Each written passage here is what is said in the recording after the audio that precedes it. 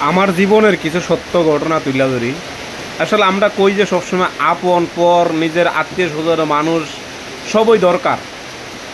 আমরা একে অপরের জন্য লড়াই করি, মারপিট করি, ধ্বংস করি, জাগা লইয়া জমিন লইয়া বাড়িঘর লইয়া এসে সবসময় একের উপরে আবার শত্রু বানাই। অ্যাকচুয়ালি আমি আমার লাইফের এক্সপিরিয়েন্সের থেকে কইতাছি, আমার জীবনে আমি এ অবধি আসার পেছনে আমার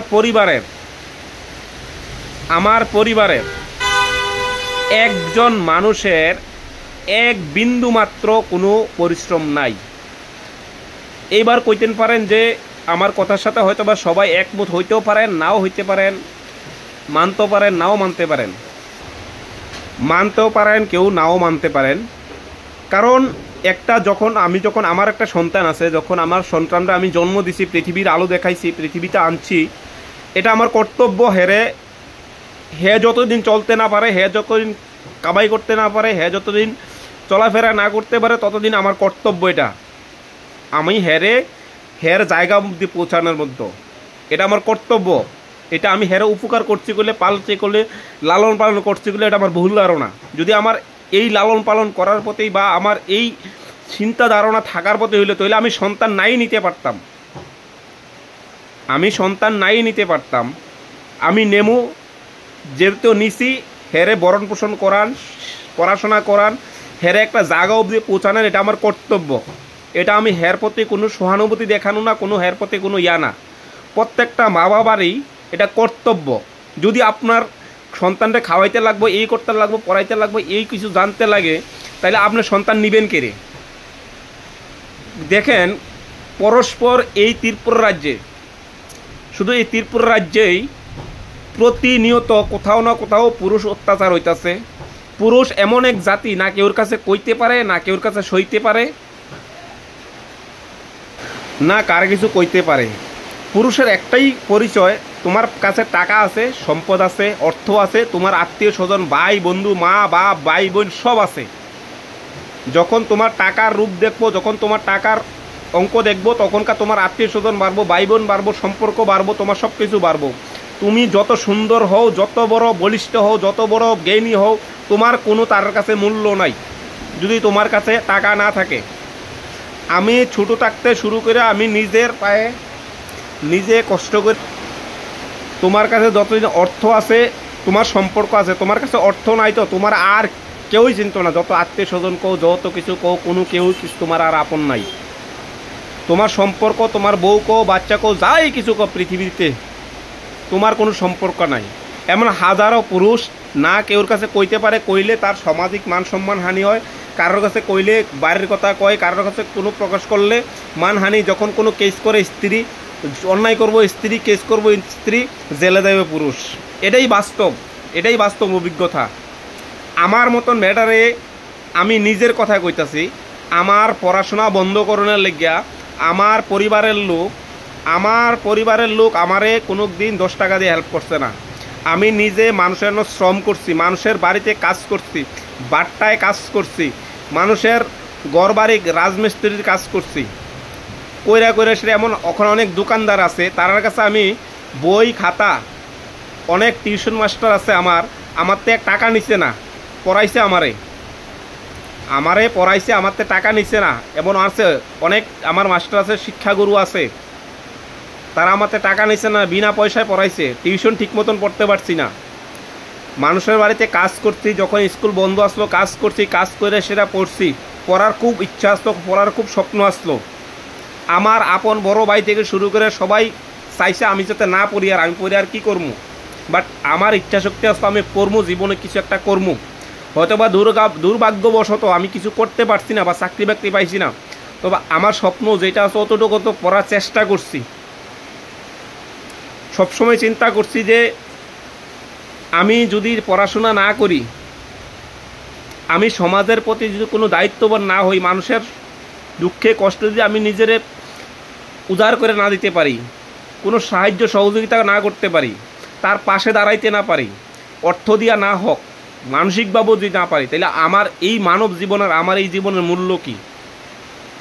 কথাগুলি আজকে কইতে বাধ্য, কারণ আমার পরিবারের লোক, আমার বড় ভাই থেকে শুরু করে সকল অংশের মানুষেই যখনকার তারা একটু বলিষ্ঠ হয়েছে, তারা একটু টাকা পয়সা ইনকাম করে, তারা প্রত্যেকে আমারে ছাইরা দিয়া যার যার বউ বাচ্চা নিয়ে সবাই গেছে গা, আমার একটা কলম কিনা দিছে না।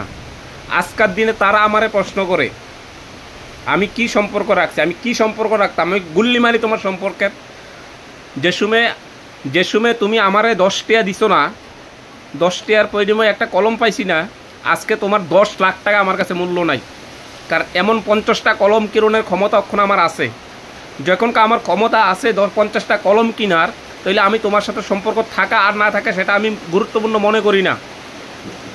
কারণ আজকে যদি আমি 1 মাস ঘরের ভিতরে বয়ে থাকি, তুমি 1 দিন 2 দিন 3 দিনে বা 4 দিনের পরও আমার চিন্তা না। এটাই বাস্তব। তুমি অন্যরা লেগে ঝগড়া করো, তুমি ধর্মের লেগে ঝগড়া করো, জাতির লেগে ঝগড়া করো, আমার গুল্লি মারি তোমার জন্ম ঝগড়া। তোমার যেটা ভাল লাগে এটা করো, আমি মানি না। অনেকে কয় আমি বেয়াদব, কথা মানি না, অবশ্যই আমি মানি না। যে সময় আমার দরকার আসতো আমার পাশে দাঁড়ানো, তখন তুমি দাঁড়াইছো না। কোনো বান্ধব আমার লেগে 10 টাকা খরচ করছো না। ওখানেও ডালাক অনেক দোকান আছে, তার দোকানের উমরপুর দোকান আছে, 6 মাস 1 বছর পরে কাম করে সেটা পরীক্ষা শেষে কাজ করে তারা টাকা দিচ্ছে, ওখানেও খাতার ভিত্তি আছে। তারাই আমার অভিভাবক আসলো, মনে অনেক কষ্ট হয়। আজকে আমারে তোমরা শিক্ষা দিতে আয়ো, আমি তোমার কথা মানি না, আমার বাল মারি তোমার কথা। যেদিন সময় আমার পকেটের ভিতরে 10 টাকার লাগে একটা কলম কিনতে পারছি না, খাতা কিনতে পারছি না, তখন তোমার সম্পর্ক আসলো না, তখন তোমার মনে আসলো না। প্রত্যেকটা মানুষের সাথে বেইমানি করো না। মানুষ, প্রত্যেকটা পরিবারের মানুষ একদিন কিন্তু বুঝে। হ্যাঁ, আর ওই যে বুঝার কষ্টগুলি আছে না, খুব অন্তরে লাগে।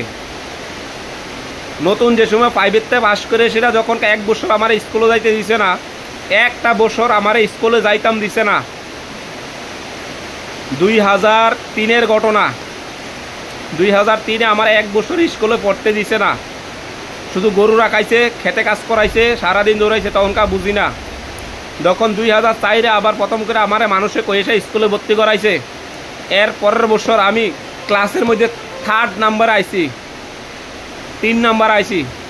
তারপরে কন্টিনিউ পড়তাছি 3 নাম্বার 4 নাম্বার করে সে কন্টিনিউ পড়াশোনা করে আইছি, মানুষের বাড়িতে কাজ করছি। কিন্তু কোনো দিন আমি কারোর প্রতি অভিযোগ করছি না, কোনো পরিবারের প্রতি অভিযোগ করছি না।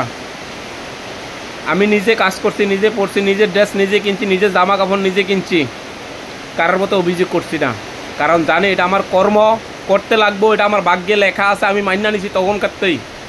আজ অব্দি আমি কারোর কোনো বিপদ হইলে আমি কই না। আমি পরের মানুষের কাছে কই, অন্য মানুষের কাছে কই, অন্য বেজাতির কাছে কই, আমার নিজের জাতির কাছে কই না। কারণ তারা হতাশা করে। কিন্তু আমি আমার সর্বোচ্চ আমি চেষ্টা করতেছি মানুষের পাশে দাঁড়ানোর। আমার সর্বোচ্চ আমি চেষ্টা করি, কারণ আমি একজন মানুষ, আমার পরিচয় আমার মানুষ, আমার আত্মীয় স্বজন আমার পরিচয় না। তুমি হও হিন্দু, হও মুসলিম, হও খ্রিস্টান, হও বুদ্ধ, আমার কর্তব্য তোমার পাশে যদি আমি কতটুকু দাঁড়াইতে পারি, আমার স্বার্থ অনুযায়ী পারি তা পারছি, নাহলে তোমার ক্ষতি করার মতন না, তুমি আমার কেউ না। কিন্তু আজকের দিনে তোমার আত্মীয় স্বজন আমার গুল্লি মারি, আত্মীয় স্বজনের খবর রাখি না, এই রাখি না, সেটা গুল্লি মারি, তোমার খবরের 14 গোষ্ঠী বাদক তোমার খবর এক। আমার শিক্ষা দিতে আইয়ে, আরে তুমি শিক্ষাটা তখন দেওয়া দরকার আছে যখন আমার কেউ আসতো না, একটা কলম কিনা দেওয়ার পয়সা আসতো না। তুমি আজকে বড় বড় ডায়লগ মারো না।